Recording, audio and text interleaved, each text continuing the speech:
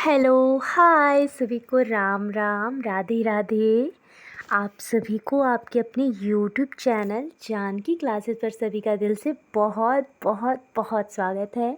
I hope कि आप सभी लोग बढ़िया होंगे, मस्त होंगे। तो चलिए आज के सेशन की शुरुआत करते हैं, जो कि बहुत ही महत्वपूर्ण टॉपिक होने वाला है। तो बस प्लीज़ वीडियो में एंड तक ज़रूर बने रहिएगा।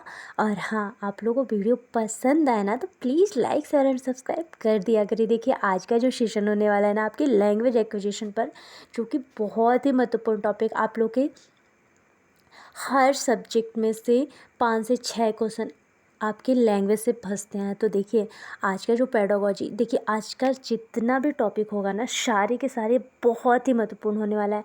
बस आप लोग पेशेंस बनाकर वीडियो में एंड तक बने रहिएगा। चलिए आज के सेशन की शुरुआत करते हैं। और हाँ, आई होप कि आप सभी लोग बढ़िया होंगे, मस्त होंगे। तो सभी को मेरा राम राम, राधे राधे। चलिए आज का देखिए लैंग्वेज जो है आपका, लैंग्वेज के बारे में हम लोग देखते हैं कि भाषा जो होता है हमारे विचारों को व्यक्त करने तथा दूसरे के विचारों को समझने का एक साधन होता है। केवल संप्रेषण के माध्यम ही नहीं, इसके अन्य कुछ प्रकार भी हैं। जो भाषा होता है हमारा विचारों को व्यक्त करने,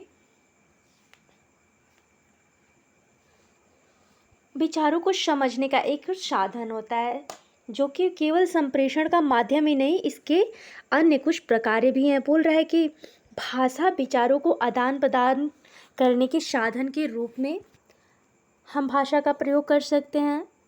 यहाँ पर आप लोग देख सकते हैं, बोल रहा है कि भाषा जो होता है केवल संप्रेषण के माध्यम से ही नहीं, इसके अन्य कुछ प्रकार भी होते हैं। भाषा विचारों के आदान प्रदान के साधन के रूप में भी, भाषा सामाजिक जीवन के को करने में, भाषा ज्ञान प्राप्ति के साधन के रूप में, भाषा साहित्य कला संस्कृति और सभ्यता को विकसित करने में सहायक के रूप में, लिपि भाषा के लिखित रूप में होता है। भाषा और लिपि के बीच कोई निश्चित संबंध नहीं होता है।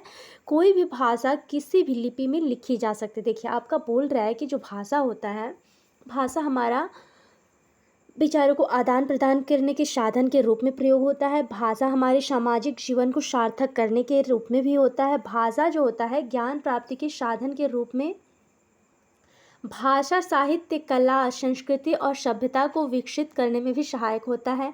लिपि भाषा का लिखित रूप होता है। लिपि जो आपका होता है वो भाषा का लिखित रूप होता है। भाषा और लिपि के बीच कोई निश्चित संबंध नहीं होता है। देखिए ये जो टॉपिक है ना बहुत ही महत्वपूर्ण है। कोई भी भाषा किसी भी लिपि में लिखी जा सकती है। भाषा और लिपि जो होता है उसके बीच में कोई संबंध नहीं बनता है। कोई भी भाषा किसी भी लिपि में लिखी जा सकती है। यहाँ पर देखें,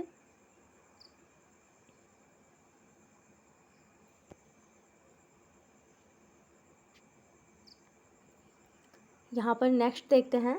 बोल रहा है कि भाषा के भेद रूप जो होता है, भाषा लिखित रूप होता है, लिखित भी होता है, मौखिक भी होता है और सांकेतिक। आपके भाषा जो होते हैं 3 प्रकार के होते हैं। भाषा आपका लिखित, मौखिक और सांकेतिक, ये तीनों रूप से आपके पाए जाते हैं। भाषा आपके लिखित, मौखिक और सांकेतिक। भाषा लिखित भाषा मौखिक भाषा की तुलना में अधिक अस्थायी होता है। जो लिखित भाषा होता है आपके, मौखिक भाषा क्या होता है, जो मौखिक हम लोग संप्रेषण करते हैं, कम्युनिकेशन करते हैं, वो आपका मौखिक भाषा हो गया। और लिखित हो गया कि मतलब जो चीज़ हम लोग नोट्स बना रहे हो आप लोग, तो वो चीज़ हो गया कि एक लिखित भाषा हो गया। तो वो मतलब लिखित भाषा जो होता है मौखिक भाषा की तुलना में अधिक अस्थायी होता है। मान लीजिए कोई चीज़ आप लोग नोट्स बना रहे हो तो वो तो रहेगा ना। और मौखिक भाषा क्या होता है, अभी आपने कुछ कहा बाद में कुछ और बोल दिया तो फिर वो लिखित नहीं है। तो इसीलिए भाषा अस्थायी, मौखिक वाला अस्थायी होता है, लिखित अस्थायी होता है। चलिए उसके बाद भाषा अर्जन, जो भाषा एक्विजिशन होता है आपका, लैंग्वेज एक्विजिशन में जो होता है कि मनुष्य में जन्मजात क्षमता होती है भाषा को अर्जित करने की, जिसका प्रयोग करके मनुष्य वार्तालाप करना व भाषा को सहज रूप से प्रयोग करना सीख जाता है। जो आपका लैंग्वेज एक्विजिशन होता है वो मनुष्य के अंदर जन्मजात क्षमता है भाषा को अर्जित करने की, जिसके प्रयोग करके मनुष्य वार्तालाप करना व भाषा को सहज रूप से प्रयोग करना सीख जाता है। बिना किसी विशेष बिना किसी विशेष प्रयास के इसी को भाषा मान लीजिए कोई लैंग्वेज है, आप लोग जन्मजा मान लीजिए कहीं मलयालम हुआ, तमिल हुआ, कर्नाटका हुआ, अगर जहाँ मतलब बच्चे जन्म, चाहे फॉरेन हुआ आपका, तो जहाँ के बच्चे होते हैं तो उनको सिखाना तो पड़ता नहीं है। भाषा जो होता है जन्मजात होता है।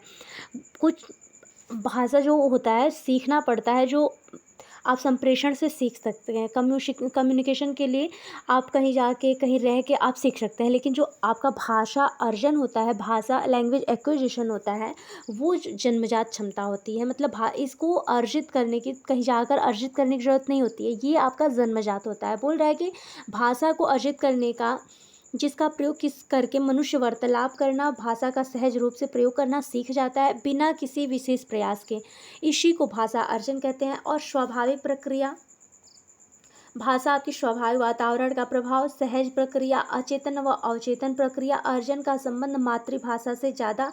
और ये जो आपका भाषा अर्जन है ये अनौपचारिक प्रक्रिया है। जो आपका देखिए, आपका लैंग्वेज एक्विजिशन में आपके इतने वर्ड आएंगे, स्वाभाविक है, वातावरण का प्रभाव पड़ता है, सहज प्रक्रिया है, अचेतन व अवचेतन दोनों है, अर्जन का संबंध मातृभाषा से ज़्यादा है, अनौपचारिक प्रक्रिया है। आपकी लैंग्वेज एक्विजिशन जो है आपकी स्वाभाविक, वातावरण, सहज प्रक्रिया, अचेतन व अवचेतन प्रक्रिया है। अर्जन का संबंध मातृभाषा से ज़्यादा अनौपचारिक प्रक्रिया है। चलिए नेक्स्ट टॉपिक देखते हैं कि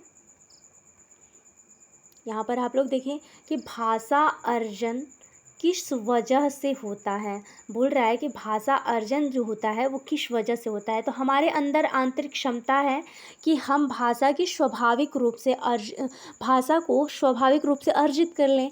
अपनी पर्यावरण, जैसे बच्चा पैदा होता है तब से परिवार वाले उससे बातें करते हैं, जैसे बच्चे को भाषा आती है, ऐसे ही भाषा अर्जित करना पर्यावरण से सुनकर, देखकर, बोलकर इत्यादि।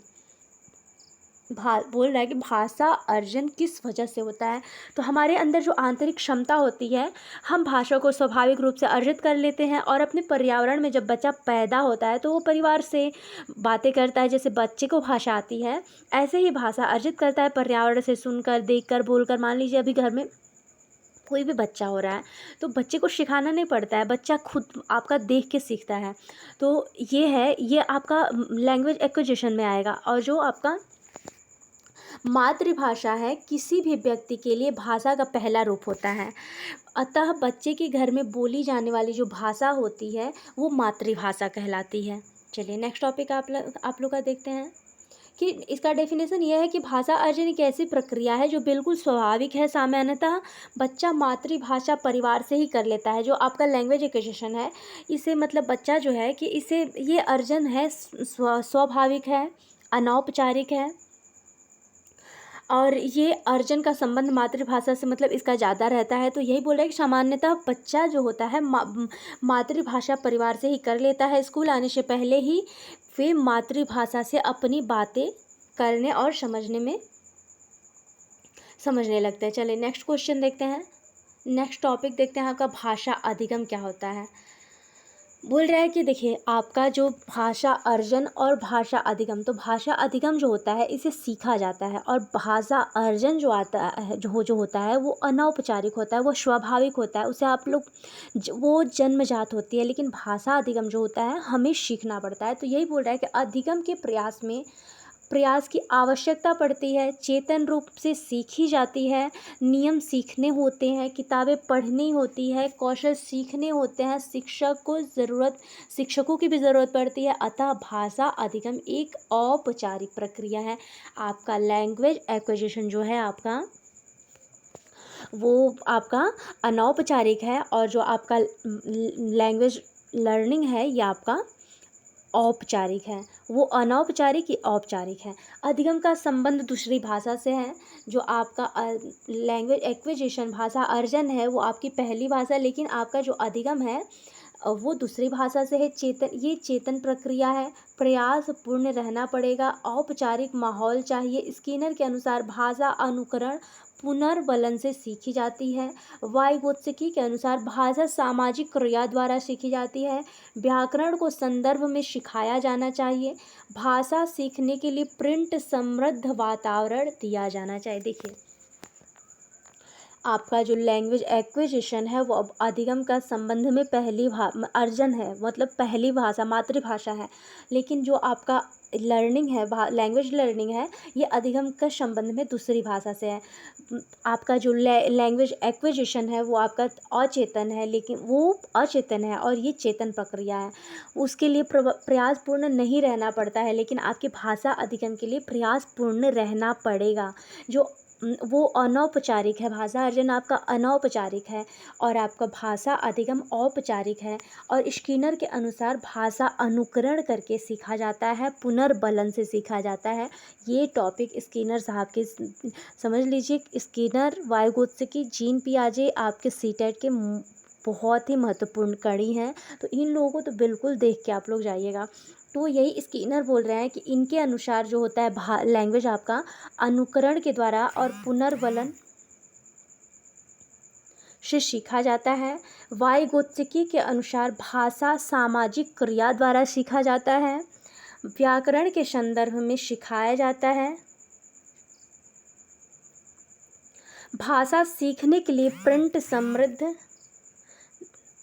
वातावरण दिया जाना चाहिए। चलिए नेक्स्ट क्वेश्चन देखते हैं, नेक्स्ट टॉपिक देखते हैं। यहाँ तक आप लोगों का क्लियर हो गया होगा। देखिए एक बार और रिवाइज कर लीजिए। देखिए जो लैंग्वेज आपका होता है, लैंग्वेज लर्निंग जो होता है आपका, कि अधिगम के प्रयास में आवश्यकता पड़ती है, चेतन रूप से सीखी जाती है, नियम सीखने होते हैं, किताबें पढ़नी होती हैं, कौशल सीखने होते हैं, शिक्षकों की ज़रूरत पड़ती है। अतः भाषा अधिगम एक औपचारिक प्रक्रिया है। अधिगम के संबंध दूसरी भाषा से है, चेतन प्रक्रिया है, प्रयासपूर्ण रहना पड़ेगा, औपचारिक माहौल चाहिए। स्किनर के अनुसार भाषा अनुकरण पुनर्बलन से सीखी जाती है और बोल रहा है कि वाइगोत्स्की के अनुसार भाषा सामाजिक क्रिया द्वारा सीखी जाती है। व्याकरण को संदर्भ में सिखाना चाहिए जाना चाहिए और भाषा सीखने के लिए प्रिंट समृद्ध वातावरण देना चाहिए। चलिए अब नेक्स्ट देखते हैं। नेक्स्ट टॉपिक आपका स्क्रीन पर है कि भाषा अर्जन और भाषा अधिगम में आपका अंतर क्या है। भाषा अर्जन जो आपका होता है, आपका लैंग्वेज एक्विजिशन आपका अवचेतन प्रक्रिया है, स्वाभाविक प्रक्रिया है, अनौपचारिक प्रक्रिया है, मातृभाषा है। लैंग्वेज लर्निंग आपका चेतन प्रक्रिया है, नियमबद्ध प्रक्रिया है, औपचारिक प्रक्रिया है, दूसरी भाषा है। एक बार और आप लोग रिवाइज करते चलिए। बोल रहा है कि भाषा अर्जन आपके अवचेतन, स्वाभाविक, अनौपचारिक और मातृभाषा। भाषा अधिगम चेतन, नियमबद्ध, औपचारिक और दूसरी भाषा होता है। चलिए नेक्स्ट टॉपिक देखते हैं, चलते हैं। देखिए यहाँ आप लोग अपना कॉन्सेप्ट अच्छे से क्लियर करते चलेगा। देखिए आपके लैंग्वेज में बहुत क्वेश्चन बनते हैं। बोल रहे हैं कि भाषा अर्जन व भाषा अधिगम का मुख्य अंतर क्या होता है। देखिए भाषा अर्जन जो होता है, वातावरण का, भाषा अर्जन और अधिगम का मुख्य अंतर यही होता है कि ये वातावरण का, इन लोगों में मातृभाषा हमेशा अर्जित की जाती है। बच्चा एक से अधिक भाषाएं भी अर्जित कर सकता है वातावरण से। मतलब अगर किसी बच्चे को, समझ लीजिए आप लोग कहीं, कोई भी बच्चा हो, छोटा सा बच्चा ले लीजिए, आप लोग कहीं फॉरेन, चाहे जहाँ भी आप लोग जो भी लैंग्वेज सिखाना चाहते हैं, उस वातावरण में बच्चे को छोड़ दीजिए। वो बच्चे को सिखाना नहीं पड़ेगा। आप लोग का कम्युनिकेशन ऐसा चीज़ है कि मतलब बच्चे देख कर, अनुकरण करके, बातें करके, संप्रेषण करके बच्चे खुद ब खुद सीख जाएंगे। तो यही बोल रहा है कि बच्चा एक से अधिक भाषाएं अर्जित कर सकता है, लेकिन वो वातावरण से। मातृभाषा हमेशा अर्जित की जाती है। मान लो कहीं जा रहे हो आप लोग, वहाँ की मातृभाषा आप लोग को अर्जित करना है तो वहाँ पे सीखी जाती है ना। तो वही बोल रहा है, वातावरण से वो हमें अर्जित करना पड़ता है। लक्ष्य भाषा क्या होता है, आपका टारगेट लैंग्वेज होता है दूसरी भाषा या उसकी स्कूल की भाषा। मान लीजिए आप लोग स्कूल में जा रहे हैं, वहाँ की लैंग्वेज भी दूसरी, वहाँ की भाषा, वहाँ के बोलचाल, वहाँ के लोग, तो वो बोल रहा है कि दूसरी भाषा या स्कूली भाषा बोला जाता है आपके, और उसी को लक्ष्य भाषा के रूप में भी जाना जाता है। उसके बाद आपकी मातृभाषा आता है।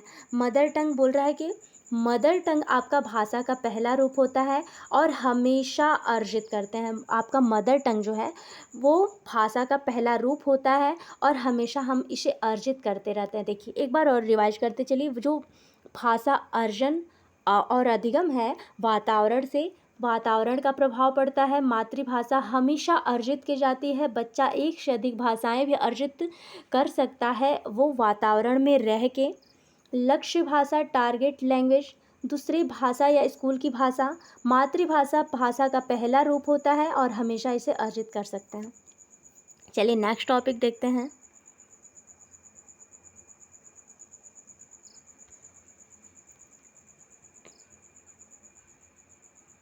बोल रहा है कि बच्चा जो है, बच्चा अपनी मातृभाषा का प्रयोग करते हुए हिंदी भाषा की कक्षा में अपनी बात कहते, यह बात क्या हो सकता है बताइए। स्वाभाविक, विचारणीय, निंदनीय अथवा अनुचित। तो बच्चा जो अपना मातृभाषा का प्रयोग कर रहा है तो बात एकदम स्वाभाविक हो जाएगा भाई।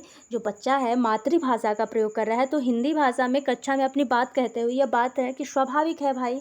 वो अपनी मातृभाषा में, बच्चा जो होता है अनौपचारिक रूप से अपनी मातृभाषा को सीखा रहता है तो स्वाभाविक है कि वो अपनी मातृभाषा में ही बोलेगा। तो यही बोल रहा है, बच्चे अपनी मातृभाषा का प्रयोग करते हुए हिंदी भाषा की कक्षा में अपनी बात कहते हैं, यह बात स्वाभाविक है। चलिए नेक्स्ट क्वेश्चन, आपके नेक्स्ट टॉपिक है कि एनसीएफ। देखिए एनसीईएफ पर भी बहुत ऐसे टॉपिक बन के आए हैं।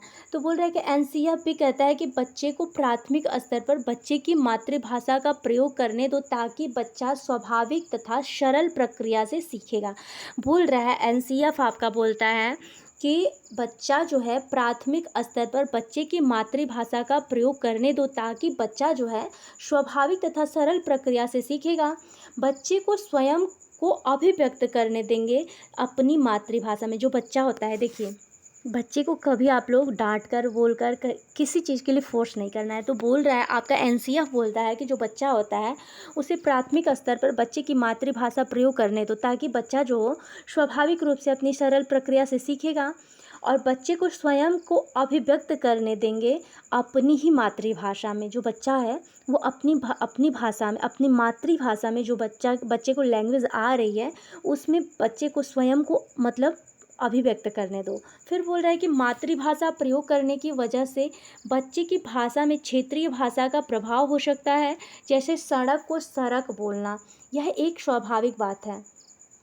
बोल रहा है कि मातृभाषा में प्रयोग करने की वजह से बच्चा जो है, बच्चे की भाषा में क्षेत्रीय भाषा का प्रभाव हो सकता है, जैसे सड़क को सरक बोलता है, यह एक स्वाभाविक बात है। कोई भी बच्चा, आप छोटे से बच्चे को ले लीजिए, बच्चे तो एकदम क्लियर तो बोल नहीं पाएंगे, तो यही बोल रहा है कि बच्चा जो है वो उसका जो क्षेत्रीय भाषा, देखिए कहीं कहीं की लैंग्वेज भी ऐसी होती है, तो यही बोला है कि क्षेत्रीय भाषा का भी प्रभाव मतलब बच्चों पे पड़ता है। कोई कोई वर्ड, अच्छा वर्ड भी मतलब लोग ऐसे बोलते हैं तो बच्चा जो देखेगा वही अनुकरण करेगा, तो बच्चा वही से, तो सड़क को वो सरक भी बोल सकता है। तो वो क्षेत्रीय मतलब क्षेत्रीय भाषा का प्रभाव पड़ता है। नेक्स्ट बोल रहा है कि हम मातृभाषा, मदर टंग और बहुभाषिता, मल्टी लैंग्वेजेशन को स्वीकार करते हैं कक्षा में। बोल रहा है कि जो हम मातृभाषा, हम लोग मदर टंग और बहुभाषिता को स्वीकार करते हैं अपनी कक्षा में। भाषा के विविध रूप होते हैं, यहाँ पर देख सकते हैं आप लोग भाषा के जो विविध रूप होते हैं। पहला बोल रहा है कि मदर टंग भाषा का पहला रूप होता है राष्ट्रभाषा। कोई नहीं, संवैधानिक तौर पर हिंदी भारत की राष्ट्रभाषा नहीं है, राजभाषा हिंदी है आपकी। देखिए राष्ट्रभाषा कुछ नहीं, संवैधानिक तौर पर हिंदी भारत की राष्ट्रभाषा नहीं है, राजभाषा आपकी हिंदी है और आपको 14 सितंबर को मनाई जाती है। और अगर पूछा जाए कि आल वर्ल्ड में आपका मनाया जाता है 10 जनवरी को। चलिए भारत 1963 के तहत हिंदी भारत की आर्टिकल 343 हिंदी भारत की राजभाषा और मानक भाषा, शिक्षा व कार्यालय प्रयोग की भाषा। देखिए जो आपका लैंग्वेज होता है, आपकी भाषा जो है, इसके विविध रूप माने गए हैं। इसका मदर टंग के रूप में एक पहला भाषा का रूप माना गया है। राष्ट्रभाषा में मतलब कोई नहीं, संवैधानिक तौर पर हिंदी भारत की राष्ट्रभाषा नहीं है। राजभाषा के रूप में आपकी हिंदी भारत 1963 में ऑफिशियल लैंग्वेज एक्ट के तहत आर्टिकल 343 हिंदी भारत की राजभाषा है। मानक भाषा शिक्षा व कार्यालयी प्रयोग की भाषा है। और भाषा सीखने के कितने चरण होते हैं, देखिए आपके मतलब जो भाषा होती है, भाषा के विविध रूप होते हैं। मातृभाषा, राष्ट्रभाषा, राजभाषा। भारत के जो आर्टिकल 343 है, हिंदी भारत की राजभाषा मतलब इसमें घोषित किया गया है। और मानक भाषा शिक्षा व कार्यालयी प्रयोग की भाषा। चलिए, भाषा सीखने के चरण कितने होते हैं, देखिए ये तो बहुत ही महत्वपूर्ण है। जो बोल रहा है ना यहाँ पे, कूइंग जो होता है आपके 6 सप्ताह से शुरू हो जाता है। बैबलिंग जो होता है आपके 6 माह से होता है। एक शब्द जो बच्चा बोलता है, एक शब्द, वन शब्द चरण, वन वर्ड स्टेज आपका 1 साल में मतलब बच्चे का होता है। टेलीग्राफिक व 2 शब्द चरण जो होता है आपके 18 माह से 24 माह से 1.5 वर्ष से 2 वर्ष तक, मतलब बच्चा जो 1.5 वर्ष से 2 वर्ष तक बच्चे का टेलीग्राफिक व 2 शब्द मतलब जो 2 शब्द बच्चा बोलता है तो 1.5 से 2 वर्ष तक के। और लेकिन जो एक शब्द बोलता है वो आपके 1 साल में। लेकिन जो क्विंग जैसे बच्चे नहीं एक वर्ड बोलते हैं, चाहे ई आ बोलते हैं जैसे, तो वो आपका क्विंग होता है, उसी को बोल रहा है। बैबलिंग होता है, बच्चे बाबा बाबा ऐसे करता है ना, तो वही बैबलिंग हो जाएगा। तो वो 6 माह पे बच्चे करते हैं।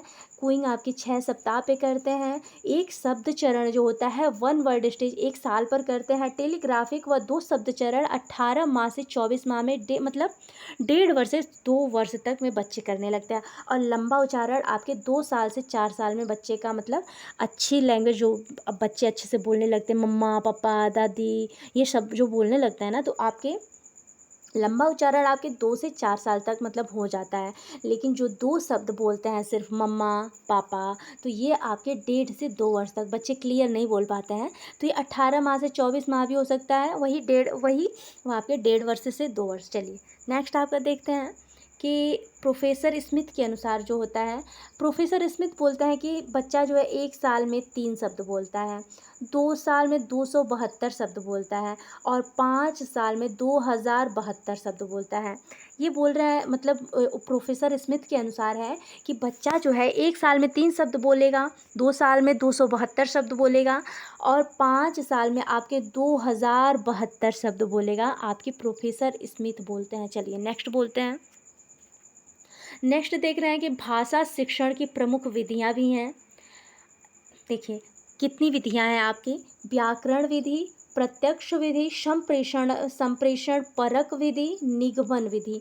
व्याकरण अनुवाद विधि, सम्मिश्रण विधि, आगमन विधि आपकी 6 भाषा शिक्षण की प्रमुख विधियां मानी गई हैं। व्याकरण विधि क्या होता है कि इस विधि के अंतर्गत अन्य भाषा के नियमों को कुछ शब्दों के साथ सिखाया जाएगा और याद कराया जाता है। इसके बाद संयोजन और व्याकरणिक नियमों के आधार पर अभ्यास कराए जाते हैं। जो आपका व्याकरण विधि होता है, इस विधि के अंतर्गत पहले भाषा के नियमों को कुछ शब्द मतलब इसीलिए व्याकरणिक ऐसा आता है, तो पहले नियम से उदाहरण की ओर चला जाता है। यही बोल रहा है कि भाषा जो होता है, भाषा के नियम को कुछ शब्दों के साथ सिखाया जाएगा और याद कराया जाएगा। फिर उसके बाद शब्द संयोजन और व्याकरणिक नियमों के आधार पर अभ्यास कराया जाएगा। उसके बाद बोल रहा है कि व्याकरण अनुवाद विधि। व्याकरण अनुवाद विधि आपका जो है, यह विधि 19वीं शताब्दी के अंत तक की परंपरागत ट्रेडिशनल और मान्य विधि के रूप में प्रचलित है। इसमें व्याकरण और अनुवाद की 2 विधियां परस्पर संयोजित हैं। इस विधि में बच्चे लक्ष्य भाषा पढ़ना लिखना तो सीख लेते हैं, परंतु बोलने के ज़्यादा अवसर नहीं मिल पाते हैं। इस विधि में बच्चे की मातृभाषा में अनुवाद के माध्यम से लक्ष्य भाषा सिखाई जाती है। बोल रहा है कि जो व्याकरण अनुवाद विधि होती है, इसमें बच्चे जो होते हैं, यह विधि जो होता आपका है, ये ट्रेडिशनल विधि है, मतलब अपने परंपरागत विधि से ये मान्य विधि के रूप में प्रचलित भी रही है। इस व्याकरण में अनुवाद विधियां परस्पर संयोजित होती हैं। इस विधि में बच्चे लक्ष्य भाषा पढ़ना लिखना तो सीख लेते हैं, परंतु बोलने के ज़्यादा अवसर नहीं मिलते हैं। इस विधि में बच्चे की मातृभाषा में अनुवाद के माध्यम से लक्ष्य भाषा सिखाई जाती है। देखिए पहले का जो टीचर सेंटर्ड एजुकेशन था, तो उसमें यही था आपका कि बच्चे को रटाया जाता था, सिखाया जाता था, पढ़ाया जाता था, लेकिन वो जो है ना कि वो यूज करना बहुत मतलब टफ पड़ता था। लेकिन आज का जो चाइल्ड सेंटर एजुकेशन है उसमें बच्चे सहजता से ये सब कर लेते हैं। तो यही बोल रहा है कि जो ये विधि है, लक्ष्य भाषा पढ़ना लिखना तो सीख लेते हैं, परंतु बोलने के ज़्यादा अवसर नहीं मिलते हैं। इस विधि में बच्चे की मातृभाषा में अनुवाद के माध्यम से लक्ष्य भाषा सिखाई जाती है। और उसके बाद प्रत्यक्ष विधि आपका है डायरेक्ट मेथड आपका व्याकरण अनुवाद विधि। व्याकरण अनुवाद विधि जो है कि अनेक सीमाओं के कारण प्रत्यक्ष विधि का आविर्भाव हुआ है। इसे मौखिक वार्तालाप विधि भी कहा जाता है। जो आपका प्रत्यक्ष डायरेक्ट मेथड होता है व्याकरण अनुवाद विधि के अनुसार सीमाओं के कारण प्रत्यक्ष विधि का आविर्भाव हुआ है। इसे मौखिक वार्तालाप विधि भी कहा जाता है। आपका जो प्रत्यक्ष विधि होता है इसे मौखिक वार्तालाप विधि भी कहा जाता है। इस विधि में शिक्षार्थी की मातृभाषा की मध्यस्थता के बिना अन्य भाषा सिखाई जाती है। इस विधि में बच्चे की मातृभाषा का प्रयोग नहीं किया जाता, केवल लक्ष्य भाषा को आधार बनाया जाता है। बोल रहा है कि जो आपका डायरेक्ट मेथड होता है इसमें मतलब व्याकरण अनुवाद विधि की अनेक सीमाओं के कारण प्रत्यक्ष विधि का आविर्भाव हुआ है। इसे मौखिक वार्तालाप विधि भी कहा जाता है। इस विधि में शिक्षार्थी की मातृभाषा की मध्यस्थता के बिना अन्य भाषा सिखाई जाती है। इस विधि में बच्चे के मातृभाषा का प्रयोग नहीं किया जाता है, केवल लक्ष्य भाषा को आधार बनाया जाता है। चलिए उसके बाद नेक्स्ट आता है कि सम्मिश्रण विधि। सम्मिश्रण विधि में आता है कि इस विधि के अंतर्गत भाषा जो होता है, भाषा शिक्षण की प्रक्रिया के व्यवहारिक पक्षों में सम्मिश्रण है।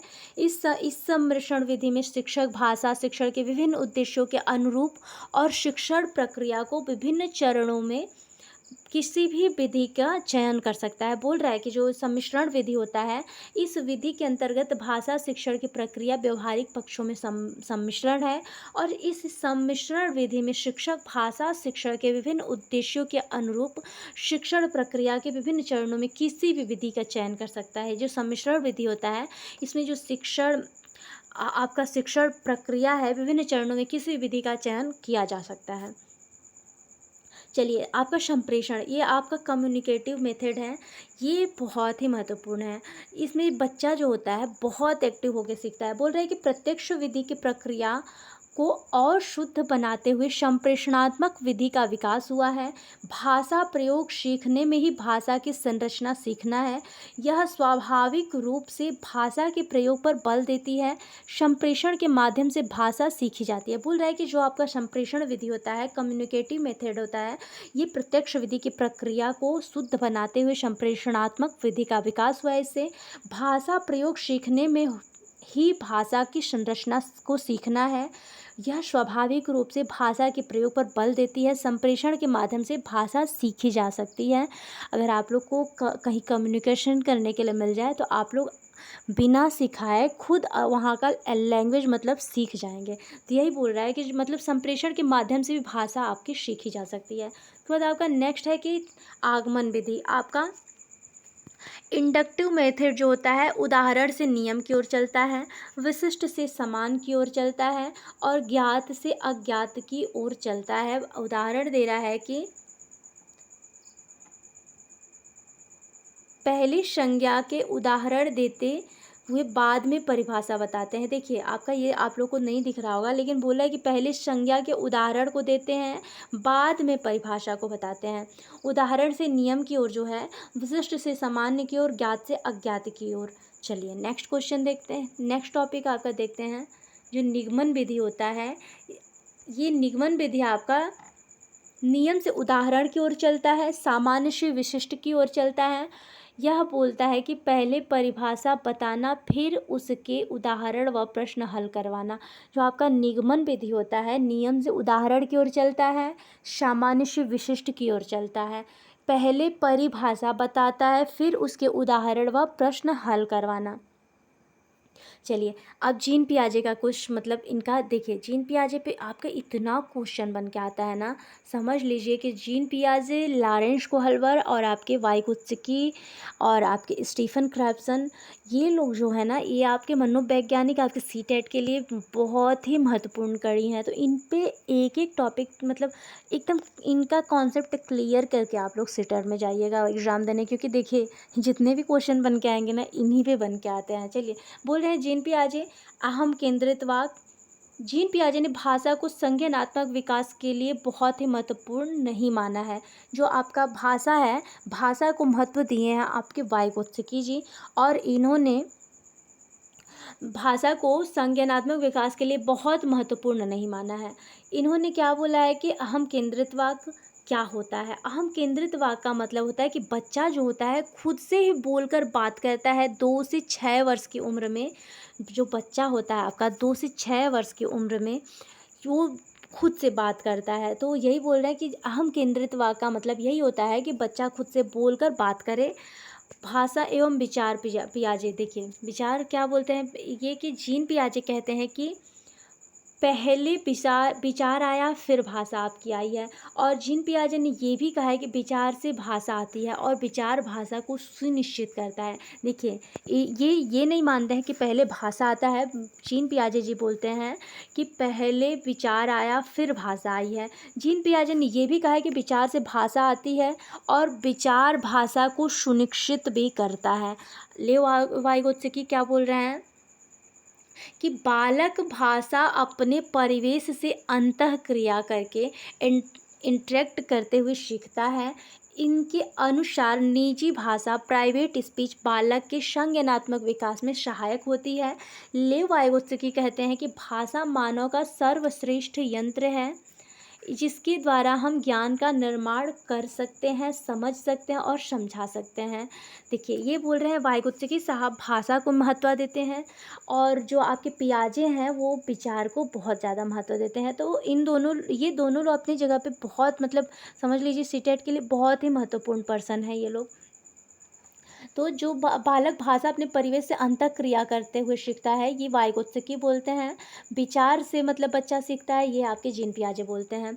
इनके अनुसार वाइगोत्स्की के अनुसार जो होता है निजी भाषा प्राइवेट स्पीच बालक के संज्ञानात्मक विकास के में सहायक होती है। और ले वाइगोत्स्की ये भी कहते हैं कि भाषा मानव का सर्वश्रेष्ठ यंत्र है जिसके द्वारा हम ज्ञान का निर्माण कर सकते हैं, समझ सकते हैं और समझा सकते हैं। Language is a tool. चलिए, ले वाइगोत्स्की के सिद्धांत का नाम सामाजिक सांस्कृतिक सिद्धांत है। अंतरीकरण, देखिए इनका जो है बालक बाहरी वातावरण के अवलोकन को अपने भीतर आत्मसात करके सीखता है और संज्ञानात्मक विकास व भाषा दोनों के विकास में सहायक होता है। जो आपका वाइगोत्स्की कहते हैं कि बालक जो होता है कि वो बाहरी वातावरण के अवलोकन को अपने भीतर आत्मसात करके सीखता है। यह संज्ञानात्मक विकास व भाषा दोनों के विकास में सहायक होता है। फिर बोल रहे हैं कि ले वाइगोत्स्की बोल रहे हैं कि इनकी सिद्धांत में जो 3 महत्वपूर्ण पक्ष दिए हैं कि सामाजिकवाद जो सोशल स्पीच होता है बच्चे की 2 वर्ष की उम्र में हो जाती है। निजवाद जो प्राइवेट स्पीच इसका होता है कि 3 से 6 वर्ष की उम्र में। और आंतरिक मौन वाक जो होता है साइलेंट इनर स्पीच आपके 6 वर्ष के बाद होता है। देखिए, जो वाइगोत्स्की बोलते हैं कि सामाजिक वाक जो होता है इनका जो सोशल स्पीच होता है 2 वर्ष की उम्र में बच्चा जो होता है सोशल स्पीच करने लगता है। प्राइवेट स्पीच जो होता है 3 से 6 वर्ष की उम्र में। जो बच्चा देखते हैं कभी कभी बच्चा, अच्छा आप लोग कभी गेस किए होंगे, कभी कभी बच्चे जो होते हैं छोटे छोटे बच्चे, चाहे जो भी बड़े लोग भी देखिए ऐसा नहीं कि बच्चे ही आपस में अंदर से मतलब खुद से बात करते हैं, बड़े लोग भी होता है। आप लोग कहीं जाएंगे ना, चाहे खुद से सोचिए, आप लोग भी खुद से बात करते होंगे। तो यही बोल रहा है कि जो प्राइवेट स्पीच होता है वो खुद से बात करता है, लेकिन जो बच्चों में आ जाता है जो प्राइवेट स्पीच आपका 3 से 6 वर्ष की उम्र में आ जाता है। आंतरिक मौन जो होता है आपके साइलेंट इनर स्पीच जो होता है 6 वर्ष के बाद। देखिए, कभी कभी मानसिक, ये जो आपका आंतरिक मौन वाक होता है हम लोग मानसिक मतलब सोचते रहते हैं। जैसे देखिए मन में कोई तरीका होता है, चाहे कुछ कुछ सोचना रहता है, तो जो आपका साइलेंट इनर स्पीच होता है ये 6 वर्ष के बाद बच्चों में आता है। और ये चीज़ बड़े भी करते हैं, सिर्फ बच्चों के लिए नहीं है। ये वाइगत्सुकी साहब मतलब बच्चों पे तो एक्सपेरिमेंट किए हैं, लेकिन ये जो प्राइवेट स्पीच, सोशल स्पीच और आपका साइलेंट इनर स्पीच है, ये बड़े लोग का भी मतलब क्वालिटी है। चलिए, भाषा और विचार जो है कि भाषा जो है वाइगोत्स्की के अनुसार शुरुआती सालों में भाषा और विचार एक दूसरे से स्वतंत्र होते हैं और एक सामाजिक समग्र के एक समय के बाद मतलब मिल जाते हैं। वाइगोत्स्की के अनुसार जो है कि शुरुआती सालों में भाषा और विचार एक दूसरे से स्वतंत्र होते हैं और बाद में मतलब ये मिल जाते हैं। चलिए नेक्स्ट देखते हैं कि जिंग साहब पहली को करते समय 5 वर्ष की नजमा स्वयं से कहती है कि नीला, देख लिए ये क्वेश्चन आया है आपका कि जिग साहब पहली को करते समय 5 वर्ष की नजमा स्वयं से कहती है कि नीला टुकड़ा कहाँ है। नहीं, यह वाला नहीं है, गाढ़े रंग वाला जिसमें यह जूता पूरा बन जाएगा। तो ये क्या बोल कर रही है, मतलब वाइगोत्स्की के अनुसार ये क्या कर रही है, व्यक्तिगत वार्ता, जोर से बोलना, मतलब सहायता देखिए पाठ मतलब ढांचा, ये सहायता मतलब ये वाइगोत्स्की के वो में इसका मतलब होता है सहायता, सहायता।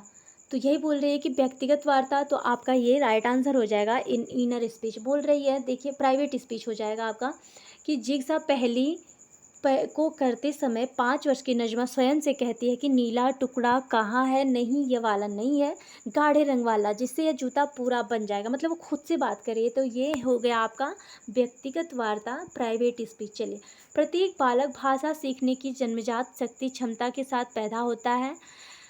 इनेट एबिलिटी इन एक्वायर लैंग्वेज, जिसे भाषा अर्जन यंत्र एलईडी कहा जाता है। एलईडी लैंग्वेज आपका एक्विजिशन डिवाइस एक होता है। विश्व की सभी भाषाएं एक ही मूल व्याकरण यूनिवर्सल ग्रामर से संबंध है, जिसे समझने में भाषा अर्जन यंत्र एलईडी हमारी सहायता करता है। देखिए, आपका जो बच्चा होता है, नॉम चॉम्स्की बोलता है कि नॉम चॉम्स्की के द्वारा ये बच्चा जो होता है, प्रत्येक बालक भाषा सीखने की जन्मजात शक्ति क्षमता के साथ खुद पैदा होता है। ये बोलते हैं कि मतलब जो बच्चा होता है उसके अंदर खुद जन्मजात शक्ति होती है भाषा सीखने की, भाषा बोलने की। हाँ, इनके अंदर जो एबिलिटी होती है वो बचपन से मतलब जन्मजात होती है, जिसे भाषा अर्जन एलईडी लैंग्वेज एक्विजिशन डिवाइस कहा जाता है। नॉम चॉम्स्की पे बहुत क्वेश्चन बनते हैं, समझ लीजिए। आपके हर एक टॉपिक आप लोग का बहुत ही महत्वपूर्ण है, तो प्लीज़ वीडियो में एंड तक ज़रूर बना रहा करिए। चलिए, बोल रहे हैं कि जिसे भाषा अर्जन एलईडी कहा जाता है।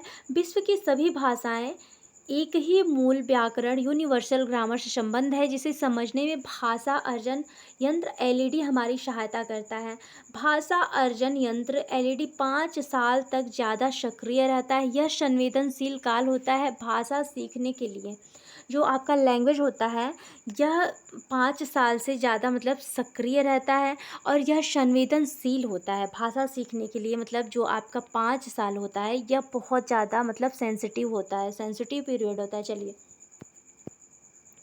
नेक्स्ट बोल रहा है कि सुनना। देखिए, आपका एक ये जो सूबो पाली है इस पे भी बहुत क्वेश्चन बनते हैं। देखिए, आपका ये वर्ड है कि आपको अगर याद करना हो तो पहले सुनना आता है, फिर बोलना, फिर पढ़ना, फिर लिखना। तो ये आपका नाम ही शोभो पाली है।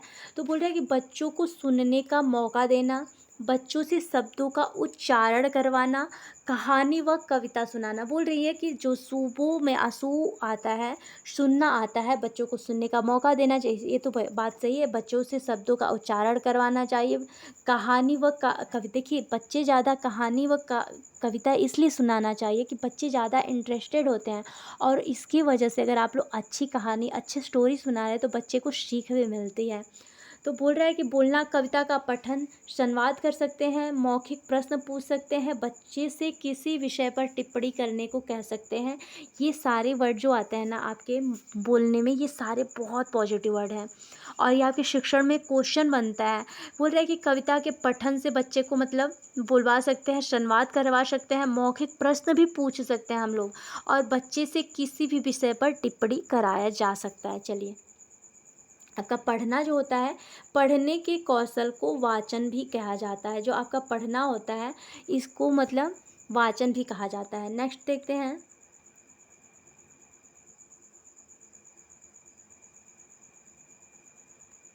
पढ़ना जो होता है आपका एक मौन पाठन, देखिए पढ़ने में आपका दो दो वर्ड आता है। एक आता है मौन साइलेंट रीडिंग, एक होता है लाउड रीडिंग। देखिए मौन पाठन, सस्वर पठन। मौन पठन से बच्चे का ध्यान बेहतर होता है, तेजी से पढ़ सकता है और ज़्यादा विषय पढ़े। देखिए एक चीज़ है कि अगर आप लोग तेज से लाउडली मतलब बोलेंगे तो फिर वो जो आपकी एनर्जी होती है वो घटती जाती है, तो फिर वो ज़्यादा देर तक बच्चा टिकेगा नहीं। लेकिन जो आपका ये साइलेंट रीडिंग होता है ना, ये बहुत ही महत्वपूर्ण होता है, मतलब बहुत ज़्यादा हेल्पफुल होता है। यही बोल रहा है कि जो मौन पठन से बच्चे का ध्यान बेहतर होता होगा, तेज़ी से पढ़ सकेगा और ज़्यादा विषय पढ़ सकेगा।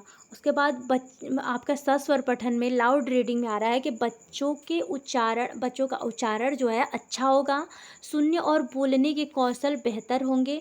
सस्वर पठन से रस भी आता है, जो आपके सस्वर पठन होता है उससे मतलब रस भी आता है। बोल रहा है कि लिखना होता है, अध्यापिका बच्चे की वर्तनी स्पेलिंग की अशुद्धियों को ठीक कराने के लिए श्रुत लेख का प्रयोग किया जाएगा। जो आपका सुबोपाली है, लिखना इसमें आ जाएगा कि जो अध्यापिका होती है स्पेलिंग की अशुद्धियों को ठीक कराने के लिए श्रुत लेख का प्रयोग किए करती है। चलिए नेक्स्ट क्वेश्चन आपकी स्क्रीन पर है, लग रहा है ज़्यादा है।